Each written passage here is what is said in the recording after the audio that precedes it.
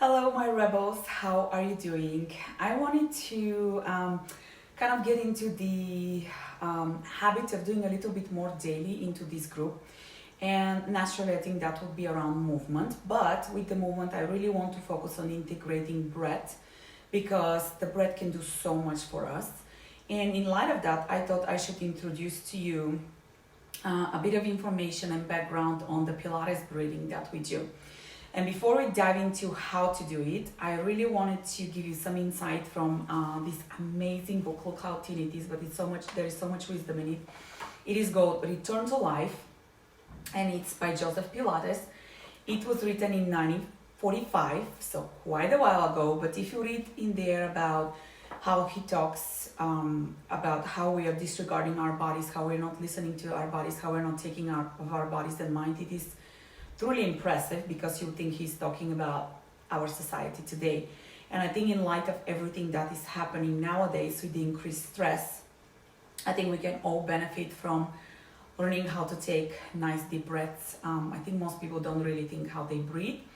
So I just thought that would be added value. So before we dive into how to do it, I will read you a couple of paragraphs from the book just to see what you all think, okay? So the first sentence in the book is, physical fitness is the first requisite of happiness. Our interpretation of physical fitness is the attainment and maintenance of uniformly developed body with a sound mind, fully capable of naturally, easily, and satisfactorily performing our many and varied daily tasks with spontaneous zest and pleasure. You really think about that. Physical fitness can neither be acquired by wishful thinking nor by outright purchase. You can get physically fit if you're just watching the videos. You have to do them. We do not give our bodies the care that our well-being deserves. Just think about how powerful that is. And then he talks about the busy life. And he talks, even those of us who work in the city and are fortunate enough to live in the country must counteract the unnatural physical fatigue and mental strain experienced in our daily activities.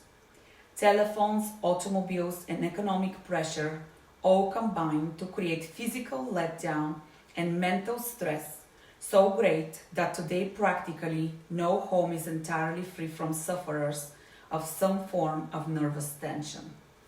Once again, especially today. Many of us at the end of our daily work lack sufficient energy at night for recreation. Can you relate to that? And now I'm going to jump into what he talks about breathing because I think he nails it so down. Think about the first sentence and how powerful it is. Breathing is the first act of life and the last. Our very life depends on it. Since we cannot live without breathing, it is tragically deplorable to contemplate the millions and millions who have never learned to master the art of correct breathing. One often wonders how many millions continue to live as long as they do under this tremendous handicap to longevity. Lazy breathing converts the lungs, figuratively speaking, into a cemetery for the deposition of disease, dying, and dead germs, as well as supplying an ideal heaven for the multiplication of other harmful germs. Therefore, above all, learn how to breathe correctly. Squeeze from every atom of air from your lungs until they're almost as free of the air as in a vacuum. Stand erect again and observe how your lungs will automatically completely refill themselves with fresh air. The impact of so much oxygen upon your bloodstream may at first quite naturally and normally result in your experiencing a slight sensation of lightheadedness, similar to the effect you might experience were you the first time to find yourself actively engaged in the rarefied atmosphere high up in the mountains. However, after a few days, this feeling will entirely disappear.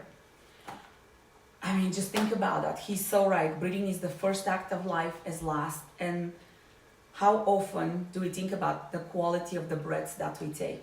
Not often. And even when we think about breathing, how is it that we breathe? So I hope this was enlightening. Do let me know if you have questions, and the next video we're actually going to dive into what Pilates breathing is. I'll talk to you soon. Have a rebellious day. Bye.